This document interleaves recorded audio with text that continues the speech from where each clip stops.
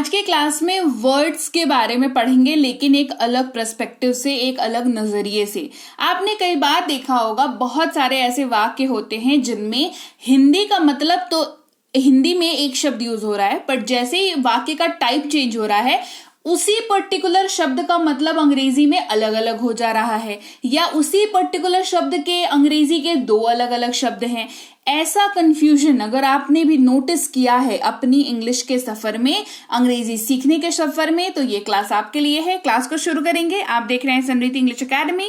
मैं हूं प्रीति ma'am. Subscribe करके बेल नोटिफिकेशन ऑन कर दीजिएगा। और आज ये कंफ्यूजन को हम लोग हमेशा से दूर करते हैं। कुछ एक कलेक्शन लेकर के आई हूं जिनमें आपको ये कॉमन ट्रेड देखने को मिलता है कि हिंदी का तो शब्द एक है, पर उसके अंग्रेजी में दो अलग अलग अर्थ हैं। सबसे पहला है वह।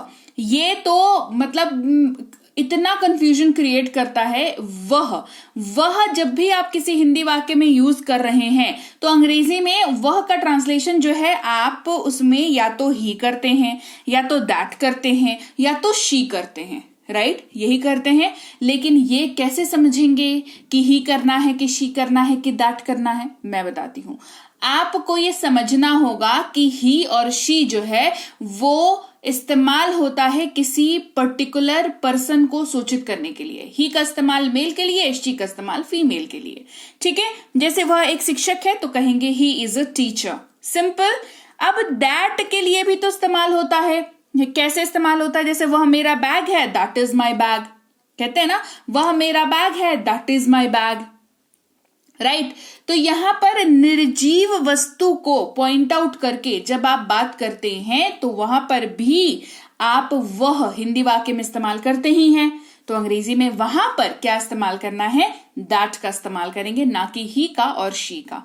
क्लियर? ही और शी किसके लिए इस्तेमाल कर रहे हैं? पर्सन के लिए इस्तेमाल कर रहे हैं। याद रखेंगे इस बात को। ठीक है, इसके अलावा अगला शब्द हमारे पास है नहीं।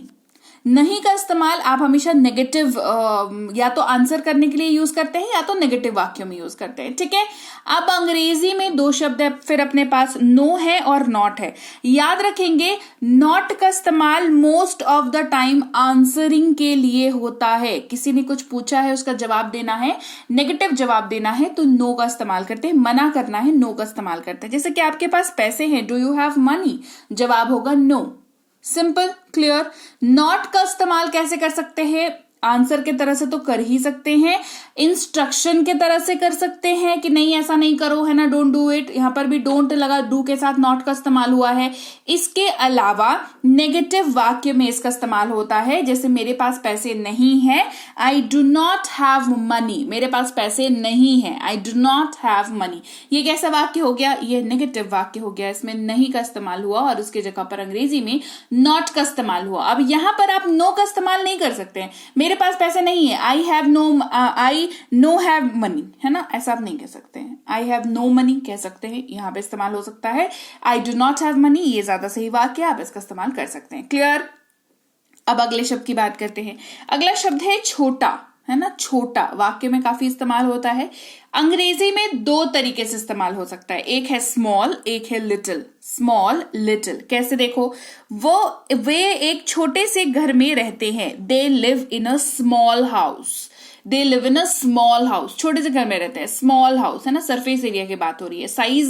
साइज की बात हो रही है तो स्मॉल का यूज करेंगे। फिर ये एक बहुत छोटा सा पौधा है। This is a very little plant. This is a very little plant. यहाँ पर इन समवॉट इसकी उम्र की बात हो रही है ना, हाइट की बात हो रही है। ठीक है, तो यहाँ पर भी छोटा दोनों हिंदी वाक्य में यूज हुआ, लेकिन एक में स्मॉल का इस्तेमाल हुआ और एक में लिटिल का इस्तेमाल हुआ। तो बी वेरी केयरफुल जब आप अंग्रेजी बोलते हैं और हिंदी से अंग्रेजी में वाक्यों को ट्रांसलेट करते हैं। क्लियर? आगे बढ़ेंगे। कुछ, ये जो शब्द है इसका इस्तेमाल एनी या सम, इन दोनों की तरह से हो सकता है। कुछ अगर आप अपने हिंदी वाक्य में इस्तेमाल कर रहे हैं तो आप अंग्रेजी में या तो एनी इस्तेमाल करते हैं या तो सम का इस्तेमाल करते हैं। अब समझो कहां पर करते हैं। क्या आपको कुछ चाहिए? Do you need anything? Do you need anything? मैं कुछ सेब खा रहा हूं, I am eating some apples. I am eating some apples. पर इस्तेमाल होता है अंग्रेजी में ऑन और एट दोनों। जी हाँ, पर का इस्तेमाल हिंदी वाक्य में कर रहे हैं तो अंग्रेजी में ऑन भी इस्तेमाल होता है, एट भी इस्तेमाल होता है। कैसे करेंगे, कैसे समझेंगे? समझो, जब बात लोकेशन की हो रही हो, जब आप जगह की बात बता रहे हो, मैं अभी एयरपोर्ट पर हूं, I M at the airport, तो एट का इस्तेमाल करेंगे। किसी जगह पर कुछ रखने की बात हो रही हो या किसी सरफेस एरिया पे दूसरी कोई चीज आकर के रह रही हो तो आप वहां पर ऑन का इस्तेमाल करेंगे। ठीक है, पुस्तक मेज पर है, the book is on the table, the book is on the table. फिर है अगला शब्द में, जिसके जगह पर इन या इनटू, इन दोनों का इस्तेमाल होता है। ठीक है, जैसे उपहार बॉक्स में है, the gift is in the box.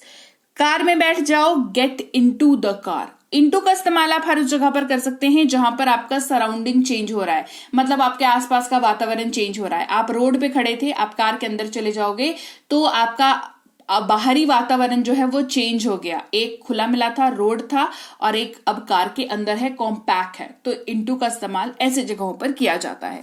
से इस्तेमाल करते हैं, टू, फ्रॉम, दोनों में से कोई भी इस्तेमाल कर लेते हैं। आपने देखा होगा इस्तेमाल होते हुए अलग अलग वाक्यों में अलग अलग तरीकों से। जैसे कहना हो सोमवार से शुक्रवार, मंडे टू फ्राइडे। मैं सूरत से हूं, आई एम फ्रॉम सूरत। दोनों में से का इस्तेमाल हो रहा है, लेकिन एक फ्रॉम इस्तेमाल हो रहा है, एक में टू का इस्तेमाल हो रहा है। ठीक है, फिर है से, जिसके जगह पर अंग्रेजी में बाय या दैन दोनों का इस्तेमाल होता है। बाय जो है वो मीडियम को डिनोट करता है, दैन जो है वो कंपैरिजन को डिनोट करता है। जैसे वह बस से आया, ही केम बाय बस। रोहन मुझसे लंबा है, Rohan is taller than me. Clear कैसे कंपैरिजन का इस्तेमाल हुआ यहाँ पर। फिर है कौन, जिसकी जगह पर हु या विच दोनों का इस्तेमाल होता है। ये बहुत ज्यादा कंफ्यूजन मुझे कमेंट में आती है। तो हु का इस्तेमाल पर्सन के लिए करते हैं, इसको गांठ बांध लो। ठीक है, जैसे आप कौन है, हु आर यू। क्लियर। विच का इस्तेमाल चॉइसेस पूछने के लिए करते हैं या इसके अलावा करते हैं। आपका बैग कौन सा है, which is your bag, which is your bag. ठीक है, अब विच का इस्तेमाल पर्सन के तौर पर इस्तेमाल होते हुए आप इसको नहीं देखेंगे। वो इस्तेमाल करते हैं दे या दैट, दोनों इस्तेमाल हो जाता है। जैसे वो आ रहे हैं, दे आर कमिंग।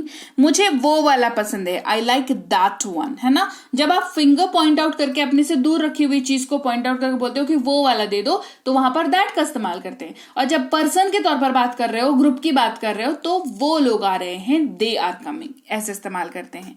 फिर है यह, जिसके जगह पर इट या दिस दोनों का इस्तेमाल होता है। ठीक है, जैसे ये सोने से बना हुआ है, it is made up of gold, right. यह मेरी गाड़ी है, this is my car. Clear हो गई बात। दो इस्तेमाल होता है टू और गिव दोनों का। टू जो है वो नंबर को डिनोट करता है, नंबर को सिंबलाइज करता है। मेरे पास 2 मोबाइल फोन है, आई हैव 2 मोबाइल फोन्स। और गिव का मतलब होता है देना। जैसे मुझे मेरी कलम दे दीजिए, please give me my pen, please give me my pen. Clear हो गई बात। फिर है प्रकार, जिसका इस्तेमाल टाइप और काइंड दोनों तरह से होता है। जैसे फूल के 2 प्रकार होते हैं, there are 2 types of flowers, just an example. ऐसे फ्लावर बहुत तरह के होते हैं, इसमें 2 तरह का स्वाद होते हैं। It has 2 kind of flavours. जैसे आप किसी रेस्टोरेंट में जाओगे, वहां पर हो सकता है छोले भटूरे बेच रहे हो तो कहेंगे भाई हमारे पास, या पानी पूरी बेच रहा हो तो भाई हमारे पास 2 तरह का पानी है ना, 2 तरह का फ्लेवर का पानी है। तो यहाँ पर काइंड का इस्तेमाल होगा और एक जगह पर टाइप का इस्तेमाल हो रहा है, राइट। फिर है लेकिन, जिसकी जगह पर बट या येट दोनों का इस्तेमाल होता है। और लेकिन ये मेरा बैग है, but this is my bag. Riya ने बहुत पढ़ाई की लेकिन वह पास नहीं हुई। Riya studied a lot yet she didn't pass, yet she didn't pass. Clear.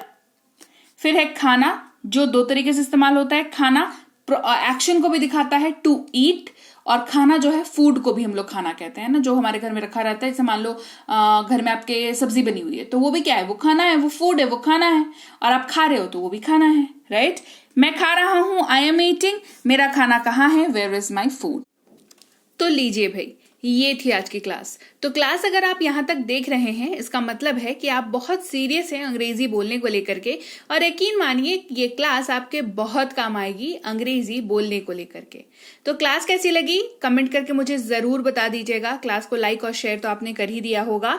आप देख रहे हैं संरीति इंग्लिश अकेडमी, मैं हूं प्रीति मैम। सब्सक्राइब करके बेल नोटिफिकेशन भी फटाफट से ऑन कर दीजिए। इसके अलावा हमारी जो ऐप है संरीति इंग्लिश अकेडमी, सेम नाम से ऐप है, वहां पर आपको बेसिक से प्रो स्पोकन इंग्लिश का कोर्स, इंग्लिश राइटिंग का कोर्स जिसमें आप अंग्रेजी लिखना सीखते हैं, इंग्लिश ग्रामर का कोर्स, इंग्लिश रीडिंग का कोर्स आपको मिल जाएगा ऐप पर। इसके अलावा अंग्रेजी पढ़ने में अगर दिक्कत आती है, स्पेलिंग्स में दिक्कत आती है, तो ये अंग्रेजी पढ़ने का रामबाण ट्रिक, ये जो किताब है ये अमेजॉन पर अवेलेबल है। आप सिंपली इस बुक का टाइटल यहां से देख करके आप अमेजॉन पे सर्च करके इस बुक को अपने घर पर कैश ऑन डिलीवरी के साथ भी मंगवा सकते हैं।